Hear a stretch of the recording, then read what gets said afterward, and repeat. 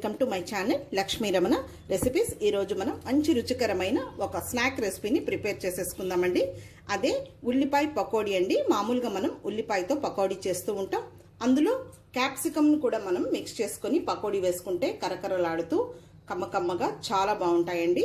Evening tea time snack గానే కాకుండా మనం సాంబార్, ఆకుకూర పప్పుచారు, రసం అలా చేసుకున్నప్పుడు అలా మనం ఆయిల్ కాగే లోపల అన్ని కట్ చేసేసుకొని చకచక అని ఈ విధంగా మనం పకోడీలని ప్రిపేర్ చేసేసుకోవచ్చు.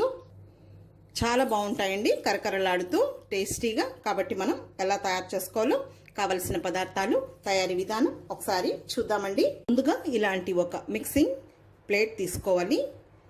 1 కప్పు క్యాప్సికమ్ ముక్కలు వేసుకోవాలి. నేను ఇక్కడ ఒక పెద్ద క్యాప్సికమ్ని చూడండి ఇలా సన్నగా పొడవుగా కట్ చేసి పెట్టుకున్నాను.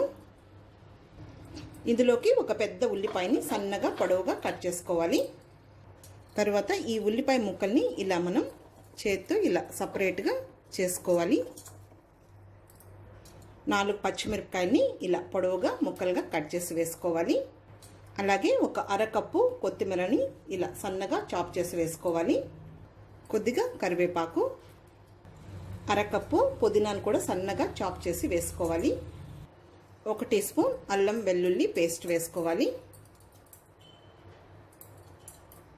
1/2 టీ స్పూన్ పసుపు పొడి, 1/2 టీ స్పూన్ కారం పొడి. ఇప్పుడు ఇవన్నీ ఇలా చేత్తో బాగా మ్యాష్ చేసుకోవాలి. ఇందులో వాటర్ అనేది వస్తుంది, దాన్ని బట్టి మనం పిండిని వేసి మిక్స్ చేసుకోవాలి. ఇప్పుడు ఇందులో ఒక 100 గ్రాముల శనగపిండి వేసుకోవాలి. అలాగే ఒక 3 టేబుల్ స్పూన్ల బియ్యం పిండి వేసుకోవాలి. రుచికి సరిపడా సాల్ట్, 1 టేబుల్ స్పూన్ వేడి నూనె వేసుకోవాలి. ఇప్పుడు ఇదంతా కలుపుకోవాలి.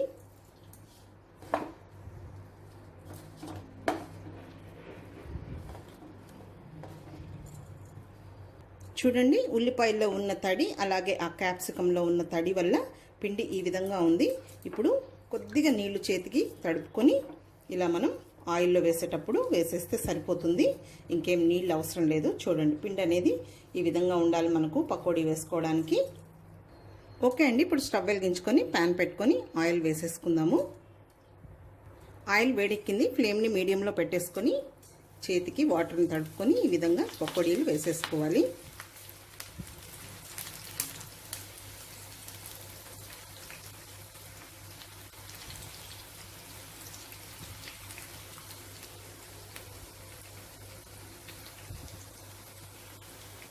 ఇప్పుడు ఫ్లేమ్ని పెంచుకొని దీన్ని మంచి కలర్ వచ్చే వరకు ఫ్రై చేసుకోవాలి.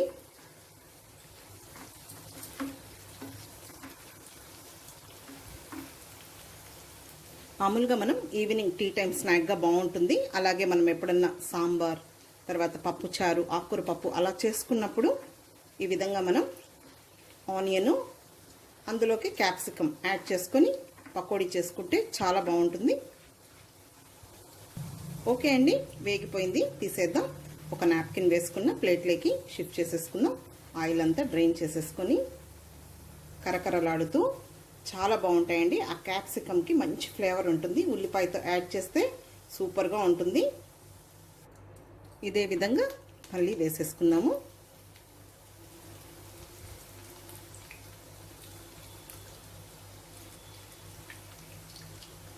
ఓకే అండి, తీసేద్దాం.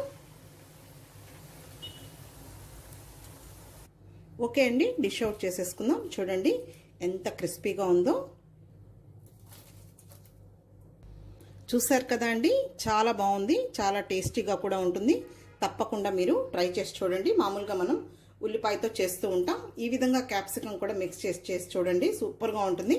కాబట్టి మీరు కూడా ఒకసారి ట్రై చేసి ఎలా వచ్చిందో మళ్ళీ నాకు కామెంట్ చేయండి. ఈ వీడియో మీకు నచ్చినట్లయితే నా యూట్యూబ్ ఛానల్ లక్ష్మీ రమణ రెసిపీస్ని కొత్తగా చూస్తున్న వారైతే నా ఛానల్ని తప్పకుండా సబ్స్క్రైబ్ చేసుకొని మర్చిపోకుండా పక్కనే ఉన్న బెల్ ఐకాన్ని ప్రెస్ చేసి ఆల్ని క్లిక్ చేస్తేనే నేను చేసిన వీడియోస్ అన్నీ మీకు నోటిఫికేషన్ ద్వారా వస్తాయి. నచ్చితే లైక్ చేయండి, షేర్ చేయండి. ఇంకొక మంచి వంటతో మళ్ళీ కలుద్దాం. నమస్తే అండి.